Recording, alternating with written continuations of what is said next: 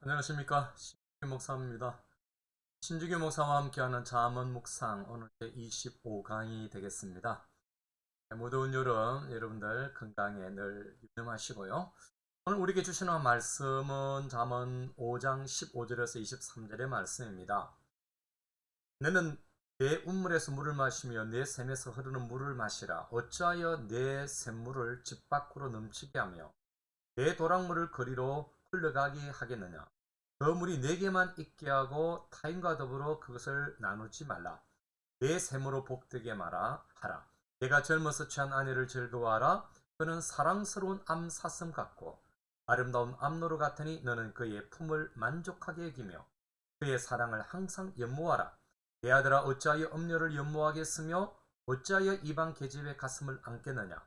대저 사람의 길은 여호와의 눈앞에 있나니 그가 그 사람의 모든 길을 평탄하게 하시느니라.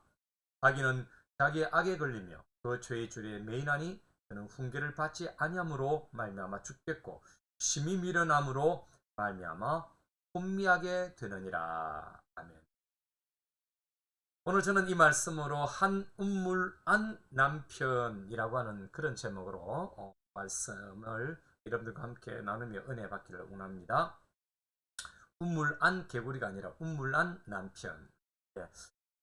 아버지는 아들에게 악의 치료법을 이렇게 처방해 주고 있는데요. 그것은 아가서에 나타난 바와 같은 에로틱한 비유들을 통해 건전하고 또 순결한 결혼 생활을 권고하고 있다라고 하는 것을 본문을 통해서 알 수가 있습니다.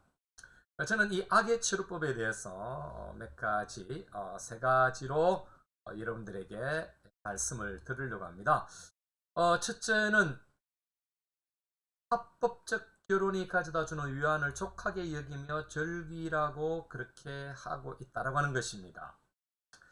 여러분, 고대 근동에 있어서 샘과 운물은 매우 소중한 자산 중의 하나로 여겨졌습니다. 그래서 여러분, 우리는 의식주이지만은 유대인들은 바로 의식수죠.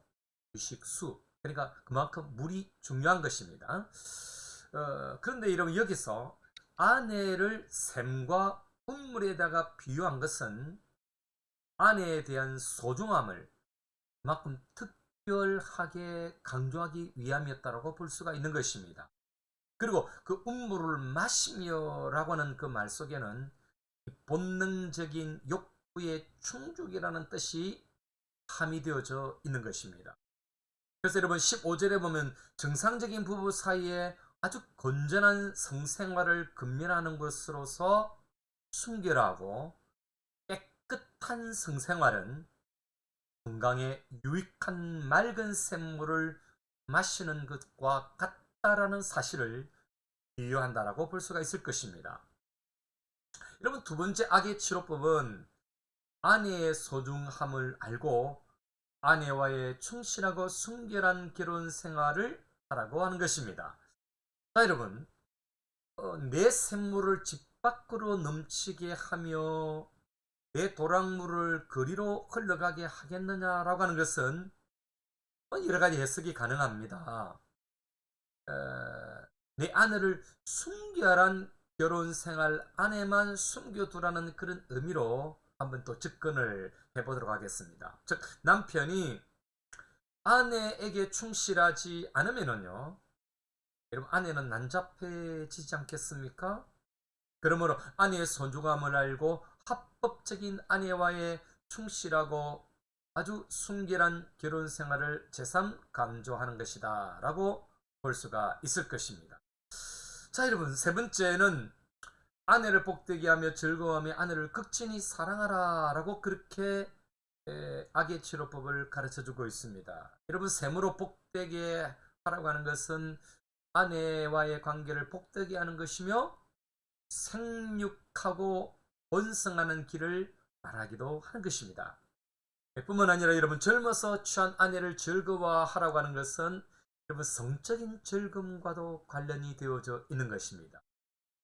아버지는 아들에게 아내에 대해서 비유하기를 사랑하는 암사슴 같다.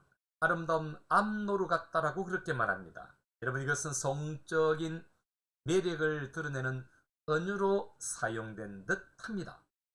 결국 하나님이 짝지어 준 아내에게서 매력을 느끼며 암사슴 암노루같이 여기며 그의 품을 항상 족하게 여기며 아내의 사랑의 연모, 연모라는 것은 여러분 히브리어로 샤가입니다. 길을 잃다, 헤매다 이런 뜻입니다. 즉 사랑에 도취되어서 정신을 잃을 정도가 되어야 한다라고 하는 것입니다.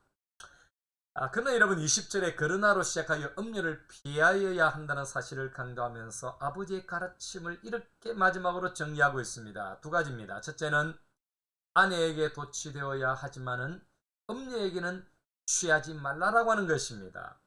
여러분 두 번째는 이방 계집, 즉 다른 여인들과 성적인 관계를 가지면 안 된다라고 하는 것을 여러분 가르침을 정리하고 있는 것입니다. 여러분 아버지의 결론은 여호와는 모든 사람의 길을 살펴보고 계신다라고 말씀하고 있습니다. 그리고 어디로 가고 있는지를 조심스럽게 관찰하고 있다라고 그렇게 말합니다.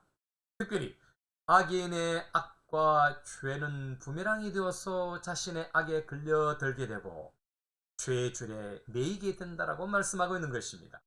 여러분 이 모습은 짐승의 뿔이 올무에 탁 하는 소리와 함께 걸리는 장면을 연상시킨다라고 볼 수가 있을 것입니다. 여러분 결국 악인의 훈계를 받지 아니하므로 망한다는 사실, 악인은 훈계를 받지 않으므로 망한다는 이 사실을 결론으로 내리고 있는 것입니다. 저는 이 말씀으로 세 가지로 적용을 해봅니다. 첫째는 허락된 결혼의 즐거움 속에 있어야 한다라고 하는 것입니다. 여러분 사하나님이 만들어주신 결혼 제도는 성적 타락의 해독제로 처방해 주신 약입니다. 물론 사단은 아주 정상적인 가정을 무너뜨리고 다른 셈을 추구하도록 유혹합니다. 또한 음란한 영의 요소인 사악한 그 지혜는 정상적인 이 결혼의 즐거움을 조소하기도 합니다.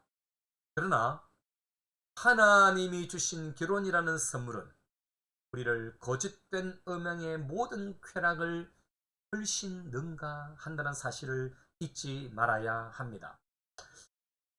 특별히 남자들은 남의 음물을 끼웃거리고 탐을 내지 말아야 합니다.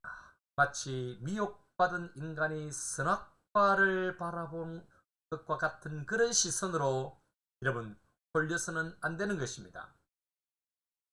그러나 하나님이 흔하게 주신 자기 음물과 세면은 매력을 느끼면서 그 물을 마셔야 하는 것입니다. 선악과처럼 좋아 보이는 남의 세면은 여러분 기억하십시오. 해독제가 없는 치명적인 죽음의 독이 거기에 있는 것입니다. 여러분 두 번째는 허락된 음물과 셈 안에서 기쁨을 누리자라고 하는 것입니다. 아내는 하나님이 지정해 주신 4개만 독점권이 있는 지정 음물입니다. 이 음물 안에서 더불어 즐거워해야 하는 것입니다. 그래서 남편은 아내 안에서 스스로를 행복된 자로 생각하며 그녀를 복된 아내로 대하고 그녀로 자신의 축복을 소유하게 하며 날마다 아내를 위해서 남편은 기도해야 하는 것입니다. 물론 아내도 마찬가지입니다. 남편은 자기 아내를 바라볼 때에 사랑스러운 암사슴 같고 암노루 같이 바라보고 사랑해 주어야 합니다. 아내에게 주어진 음물안과 사슴 농장 안에서 행복과 기쁨을 개발하고 사랑하는 방법들을 배워야 하지 않겠습니까? 무엇보다도 남편과 아내는 서로 사랑하며 기뻐하며 행복을 서로 만들어가야 할 것입니다. 세 번째 마지막으로 여러분 하나님이 다 아시고 심판하신다라고 하는 무거운 제목이 되겠습니다. 우리가 행하는 일거일투족은 하나님의 눈을 벗어나지 못합니다. 하나님은 참 빛으로 그것을 보고 계시며 그 모든 원인과 상황과 결과까지 알고 계십니다. 주님은 가끔 인간의 길에 시선을 던지시는 게 아니라 언제나 실제로 인간을 관망하고 반복하고 계신 것입니다. 그러기에 우리들은 악인들처럼 감히 하나님의 목전에서 하나님을 거스려 범죄할 수 없는 것입니다. 죄의 길을 택할 정도로 어리석은 자들은 그 길에 종착지인 멸망에까지 가도록 하나님께서 내버려 두심이 타당합니다.